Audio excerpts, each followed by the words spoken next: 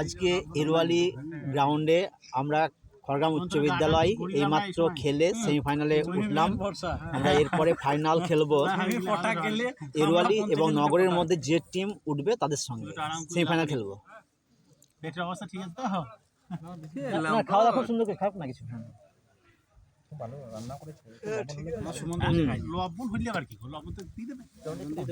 ভালো হয়েছে, আমরা নিয়ে নিলাম। হ্যাঁ ব্যবস্থা ভালো আছে, খারাপ না।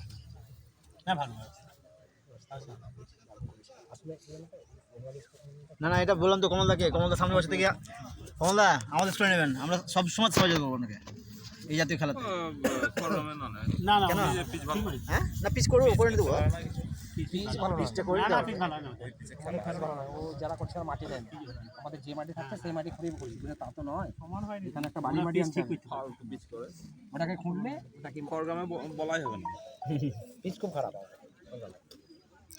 বরং পুরো পাড়া খেলতে যাওয়া অনেক ভালো।